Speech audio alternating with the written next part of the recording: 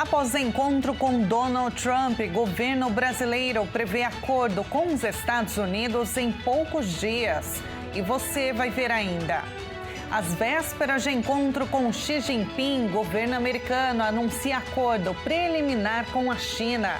E ainda, crise do metanol completa um mês sem resolução de adulteração de bebidas. Essas e outras notícias você confere agora no Redação Hit. Olá, bom dia! Agora é 11 horas e 30 minutos pelo horário de Brasília. Um ótimo começo de semana. Para você que decidiu ficar bem informado na primeira edição do Redação Hit, vamos agora aos destaques deste dia 27 de outubro. Em poucos meses de tarifaço dos Estados Unidos, o presidente Lula conseguiu reverter a crise instaurada com o governo de Donald Trump e se reuniu neste domingo com o líder americano na Malásia, onde ambos participam da cúpula da Associação das Nações do Sudeste Asiático, a ASEAN. A conversa foi marcada pelo clima cordial, com Trump se dizendo honrado em participar, em encontrar, aliás, o presidente brasileiro. O presidente Lula se reuniu neste domingo em Kuala Lumpur, na Malásia, com o presidente dos Estados Unidos, Donald Trump. Durante o encontro, Lula pediu ao colega americano que suspendesse as tarifas sobre os produtos brasileiros. O ministro das Relações Exteriores, Mauro Vieira, disse a jornalistas que os dois líderes instruíram suas equipes a iniciar, ainda neste domingo, as negociações sobre as tarifas de 50% que os Estados Unidos impuseram às exportações brasileiras. Os dois presidentes se reuniram à margem da cúpula da Associação das Nações do Sudeste Asiático, a ASEAN, que está sendo realizada em Kuala Lumpur. O chanceler indicou ainda que o presidente brasileiro pediu ao seu colega americano que suspendesse a aplicação da Lei Magnitsky contra o ministro do Supremo Tribunal Federal, Alexandre de Moraes, sua esposa e outros brasileiros. Em um comunicado, o Palácio do Planalto informou que Lula descreveu a conversa com Trump como franca e construtiva. Também destacou que os líderes reforçaram o compromisso de aprofundar o diálogo econômico entre os dois países. Eu, sinceramente, estou muito otimista com a reunião de ontem e acho que nós vamos encontrar uma solução para o tarifaço. Eu estou convencido de que em poucos dias nós teremos uma solução definitiva, entre Estados Unidos e Brasil, para que a vida siga boa e alegre. Pois é, houve muita repercussão nacional e também no mundo todo sobre esse encontro entre o presidente brasileiro Luiz Inácio Lula da Silva e o presidente americano Donald Trump. E é sobre esse assunto que é destaque em todos os noticiários que nós vamos conversar agora com o mestre em Relações Internacionais e professor da Universidade Federal de Lavras, Ricardo Rios. Professor, muito bom dia, muito obrigada mais uma vez por participar da nossa conversa. Bom dia, Tabata, e um bom dia a você que nos assiste. Professor, qual a sua leitura sobre essa retomada de diálogo, de conversas entre os Estados Unidos e Brasil, professor? A gente percebe que houve uma mudança estratégica de Donald Trump? Sim, Tabata, é muito interessante porque nas últimas semanas aconteceram algumas coisas nos bastidores, né? Primeiro foi a contratação de um escritório de lobby que atua diretamente em Washington para defender os interesses do Estado brasileiro. Então o governo contratou esse escritório de lobby, colocou um ex-embaixador americano no Brasil à frente dessa negociação e a coisa andou. Essa revelação foi feita pelo jornalista Hélio Gaspari na Folha de São Paulo, o que mostra aí que houve uma profissionalização dessa negociação, além de toda a negociação feita no âmbito diplomático, pelos canais oficiais. Um outro fator importante foi a entrada do empresário Joesley Batista, dono da JBS, da JF, que foi um grande doador da campanha de Donald Trump. E existem relatos oficiais de que Joesley e Donald Trump se encontraram nos últimos dias, um pouco antes da reunião da Assembleia Geral da ONU, onde o Joesley mostrou a Trump como o consumidor americano foi impactado pelo tarifaço contra o Brasil, principalmente no que tange à carne. Em paralelo a essa situação, os grandes comerciantes de café dos Estados Unidos se reuniram também com o Donald Trump, pedindo essa cessação dos 50% de taxas, né, dos 50% de tarifas. Essas tarifas hoje impactam diretamente alguns focos eleitorais de Donald Trump, principalmente aqueles estados mais republicanos, que sentiram essa taxação grande e, sobretudo, a perda de competitividade do produto americano na China e na Ásia, né? Porque toda a cadeia que atendia os Estados Unidos foi substituída pela China. Então, para Donald Trump, foi um momento de recuo e de sentar à mesa para negociar isso com o governo brasileiro. Professor, e aí os dois líderes, né, os dois presidentes já instruíram as equipes, suas equipes, sobre as tarifas que os Estados Unidos impuseram, né, às exportações brasileiras. E aí Lula garantiu que em poucos dias nós teremos uma solução definitiva. A tarifa de 50%, professor, ela deve ser revertida tão facilmente assim, depois dessa conversa? É claro que a gente percebeu um clima realmente bem cordial entre os dois. Havia muito temor, né, sobre como o presidente Donald Trump, logo no começo, quando havia anunciado as tarifas, né, a tarifa adicional de 40%, totalizando então 50% ao Brasil, havia muito temor de como seria uma possível conversa entre os dois, um temor de que pudesse acontecer o mesmo quando foi com o Zelensky, por exemplo, na Casa Branca, né, uma certa ali, digamos, umas indiretas, um teor de humilhação ali também, e havia muito esse temor, mas o que a gente viu foi totalmente o contrário, né? Foi bem positivo, foi bem recebido pela imprensa internacional, por vários especialistas também. Mas, mesmo assim, professor, na sua análise, após essa conversa cordial, essa reversão, então, das tarifas deve acontecer tão facilmente assim, depois desse primeiro encontro, desde que Trump voltou à Casa Branca esse ano? Tabata, primeira coisa que eu também fui um desses especialistas que ficou muito receoso em relação a esse encontro pessoal. Tanto que eu falei, o ideal é que primeiro conversem pelo telefone, evitem um primeiro encontro cara a cara, para poder dar uma amenizada e evitar esse tipo de constrangimento que aconteceu.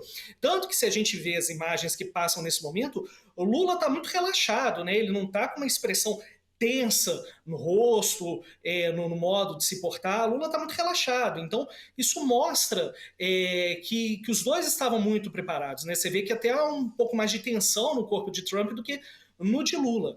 Mas a primeira coisa que a gente tem que entender é: Trump quer mostrar que sempre vai vencer. Então, por exemplo, hoje de manhã, né, houve uma entrevista de Trump com jornalistas na Malásia, e ele disse claramente: a conversa foi muito boa, gostei muito de Lula, desejo parabéns a ele pelo aniversário, mas o Brasil já está pagando aí os 50% de taxa. Primeira coisa, acredito ser muito difícil que Trump abra concessão a todos os produtos tarifados do Brasil. Na verdade, o Brasil hoje tem uma taxa de 10%, que é a taxa mais baixa que os Estados Unidos impuseram, com mais 40% por conta do processo envolvendo Jair Bolsonaro. Vários produtos sim podem sair disso, né, desde que Trump consiga mostrar que venceu. Uma das vitórias já está praticamente garantida. O Brasil deve comprar aí cerca de R$1 bilhão em helicópteros militares dos Estados Unidos, então essa já é uma vitória. Trump vai se vangloriar e falar: viu como é que é bom ser duro com os países aqui, a gente conseguiu uma compra nova de produtos, né? Mas vários produtos, principalmente carne, a questão do café, todos esses produtos sim devem sofrer aí essa redução da taxa. Não todos, se todos sofrerem essa redução de taxação, com certeza vai ser uma negociação muito bem feita. Essa negociação já começou, né? Começou na madrugada de ontem para hoje aqui no Brasil, né? Essa negociação já começou e deve acontecer pelas próximas semanas, vamos torcer aí para que essa negociação renda bons frutos e que boa parte dos produtos percam essas sanções, né? O professor, dos dois lados, na mesa de negociação, tem os principais pontos de interesse. Né? Do lado dos Estados Unidos, se eu estiver equivocada, pode me corrigir, por favor. Nós temos minerais críticos, a desregulamentação das redes sociais no Brasil. Do lado do Brasil, redução das tarifas, né? E a finalização, o encerramento das sanções contra autoridades, como, por exemplo, o ministro Alexandre de Moraes. E aí, professor, essa mesa de negociação, será que os dois países vão conseguir, então, entrar em um consenso? O que cada um terá que abrir mão? Tabata, do ponto de vista, o Brasil hoje é o mais fraco na mesa de negociação, né? Por quê? Houve um avanço significativo de um acordo entre China e Estados Unidos, onde a China liberou durante um ano acesso aos minerais raros. Então aí o Brasil já perde um pouco do seu poder de barganha. Né? Por quê? Se o país que mais tem a produção de minerais raros já autorizou por um ano a mais o acesso dos Estados Unidos, então o poder do Brasil na negociação diminui. Então o que os Estados Unidos oferecerem, o Brasil vai ter que pensar se aceita ou não. Por outro lado, a situação brasileira fica um pouco mais fácil no ponto de vista de concessão aos Estados Unidos, que é uma lei federal que permite a parceria público-privado na exploração dos minerais raros. Né?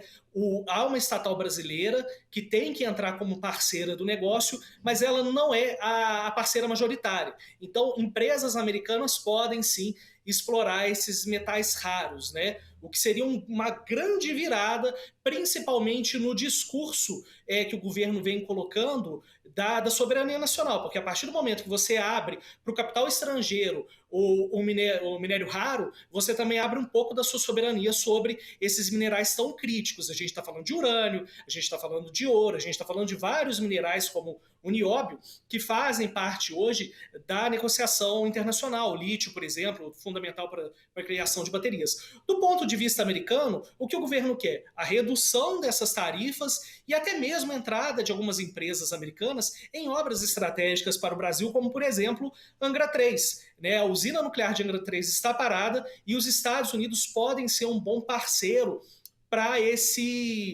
o desenvolvimento dessa usina nuclear para geração de energia no Brasil.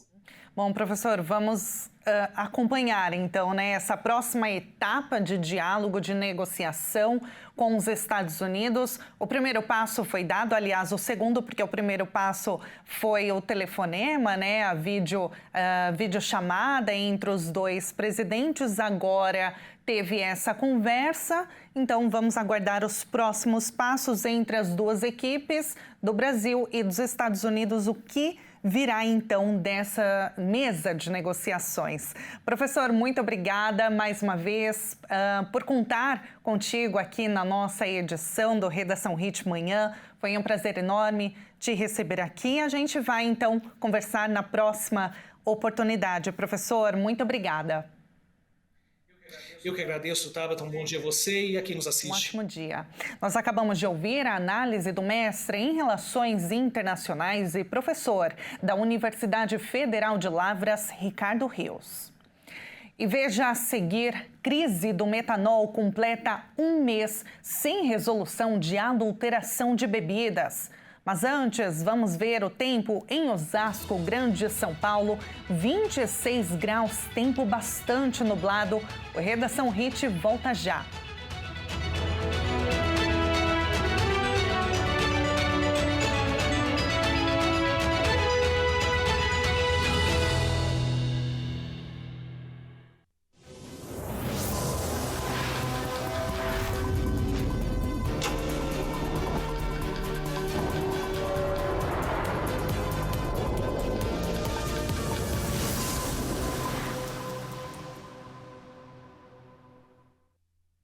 O Redação HIT está de volta agora pelo horário de Brasília, 11 horas e 46 minutos.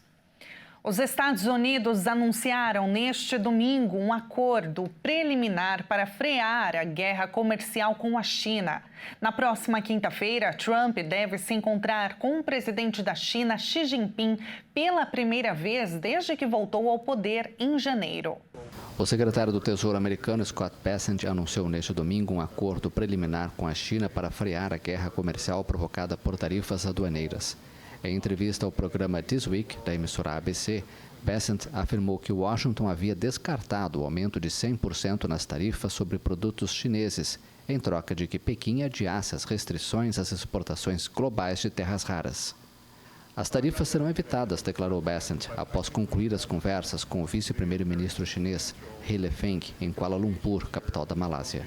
Ainda segundo Bessent, Pequim concordou em realizar compras substanciais de produtos agrícolas americanos, um setor que é uma importante base de apoio político interno para o governo e que foi duramente atingido pela disputa tarifária entre os dois países. As declarações de Bessent foram divulgadas enquanto o presidente americano Donald Trump iniciava em Kuala Lumpur uma viagem pela Ásia.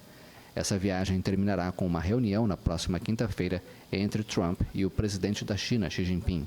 Será o primeiro encontro desde que o republicano voltou ao poder em janeiro. O presidente da Argentina, Javier Milei, obteve uma vitória surpreendente nas eleições legislativas de domingo no país argentino. Um ponto de virada, segundo o líder ultraliberal. O partido governista, a Liberdade Avança, venceu por uma diferença de 9 pontos a nível nacional, após quase 2 anos de reformas ultraliberais que o presidente prometeu aprofundar a partir de agora. O governo terá, a partir do dia 10 de dezembro, 1/3 na Câmara dos Deputados para blindar os vetos presidenciais a seus projetos, que enfrentam resistência no Congresso. No Senado, no entanto, terá que formar alianças para vencer em reformas estruturais que exijam maiorias. E a deputada Carla Zambelli completa hoje 90 dias presa na penitenciária feminina de Rebibbia, em Roma, na Itália. Ela aguarda a extradição autorizada pela Justiça italiana na semana passada. No Brasil, seu gabinete segue ativo, com poucas notícias da parlamentar e incerteza sobre o seu futuro. E as defesas do ex-presidente Jair Bolsonaro e outros 6 réus devem insistir na redução de penas. Termina hoje o prazo para que os advogados apresentem seus recursos contra a condenação pela tentativa de golpe de Estado em 2022. A defesa de apenas um dos condenados não deve recorrer da decisão. Os advogados do tenente-coronel Mauro Cid, que conseguiram manter o acordo de delação premiada, que previa pena de 2 anos de prisão, não devem questionar o entendimento dos ministros. A Procuradoria-Geral da República, que defendeu a redução de benefícios para Mauro Cid, também não deve recorrer da punição do militar. Sem o recurso, o caso de Cid pode já ser encerrado, ou seja, ter o trânsito em julgado declarado. Como o chamado núcleo crucial foi condenado por 4 votos a 1, os advogados tiveram 5 dias para apresentar os chamados embargos de declaração.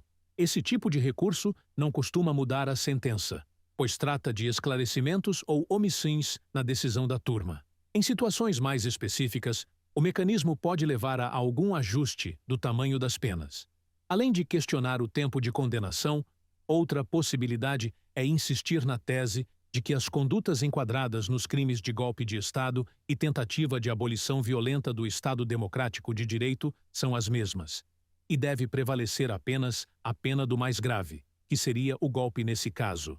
Os advogados ainda podem explorar possíveis contradições entre os votos do relator, ministro Alexandre de Moraes, e do ministro Luiz Fux, que defendeu a absolvição de 6 dos 8 réus do núcleo crucial. A crise do metanol completa 1 mês hoje, sem conclusões sobre a adulteração de bebidas. O Ministério da Saúde revelou que já são 15 mortes no Brasil, sendo a maioria em São Paulo. O número de mortes por intoxicação pelo consumo de bebidas adulteradas com o metanol ainda está aumentando. Depois de 1 mês do início dos casos, ainda não tem nenhuma conclusão da polícia sobre o que está por trás desse crime. Os dados mais recentes divulgados pelo Ministério da Saúde mostraram que já são 15 mortes no Brasil no total, sendo 9 em São Paulo, 3 em Pernambuco e 3 no Paraná. Pelo menos 58 casos foram confirmados e outros 50 ainda estão em investigação. O estado de São Paulo tem o maior número de notificações, com 44 casos confirmados e 14 em investigação.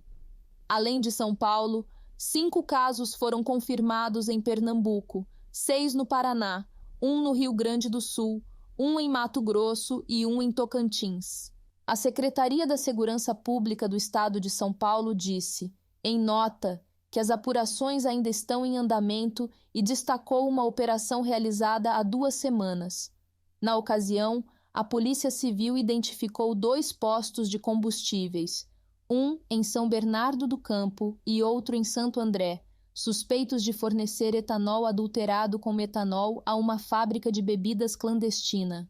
Os 2 postos foram alvo de uma ação de fiscalização e a responsável pela fábrica foi presa, afirma a nota.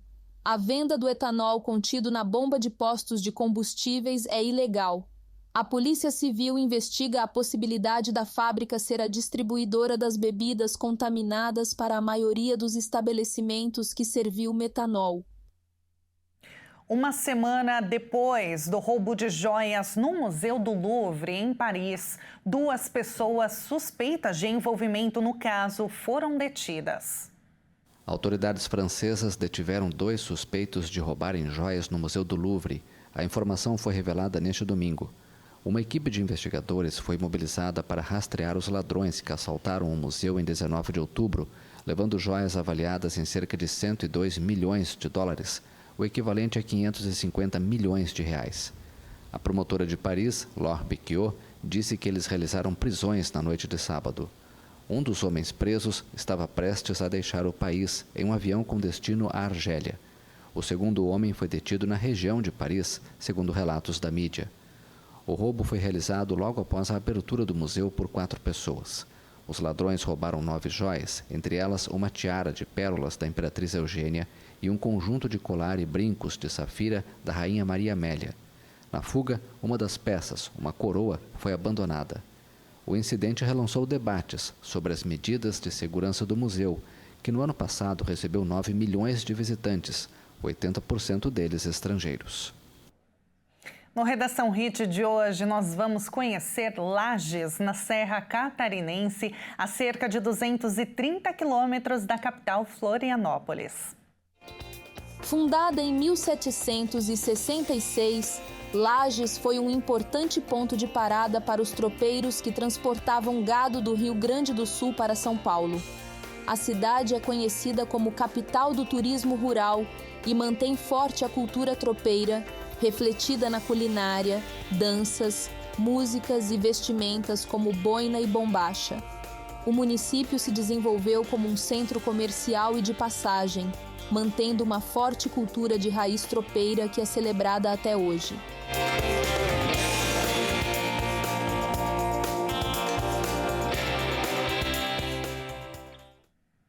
Vamos abrir a nossa janela e ver o tempo agora em Lages. Temperaturas neste momento 21 graus, tá friozinho por lá. Serra Catarinense sempre mais geladinha. Nós encerramos a edição desta segunda-feira com imagens então do céu catarinense. Muito obrigada pela sua companhia. Uma excelente semana para você. A gente se encontra novamente amanhã às 11h30 em ponto. Até mais.